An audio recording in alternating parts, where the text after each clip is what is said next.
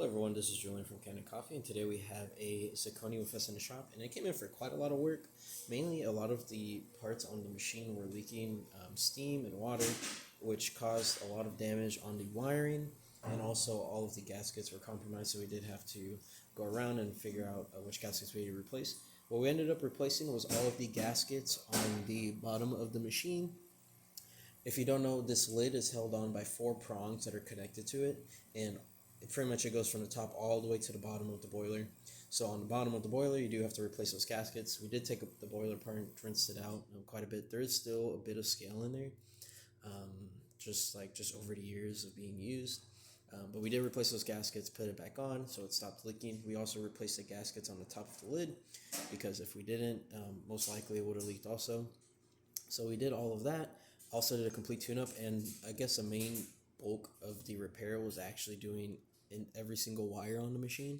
So the entirety of the bottom, if you were to take the feet off and remove the bottom plate, all of the wires have been replaced, and also added a safety fuse so that if the machine reaches to have a temperature, it'll pop that fuse and make your machine not overheat. We also service the steam wand, the sight glass, so there is a new sight glass in there. And yeah, now we are going to test the machine real quick. We did put a new group head gasket, service the group head. Don't worry if this runs a little too fast. We don't have we don't calibrate our grinders for our machines, and these lever machines usually demand much more strong or more fine coffee. As you can see, we are getting coffee out of the front. I'll just push that down all the way through just to get it out. And then I could kind of show you a little bit of how it'll look if you were to just run it through the front. Just gonna let that pour out real quick. While we wait for that pressure to leave the group head, opening the steam wand.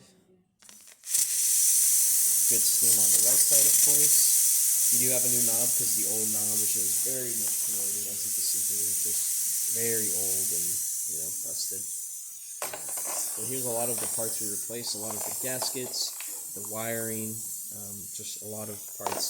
Pretty much doing almost a rebuild, apart from replacing the heating element. Let me take this out. And just to quickly show off just to quickly show off the water coming out of the tank. You get quite a lot of water coming out, of course. So yeah, that's about it for this repair. If you like this video or any of other repairs on our channel, leave a like, subscribe, hit the bell. Thanks for watching.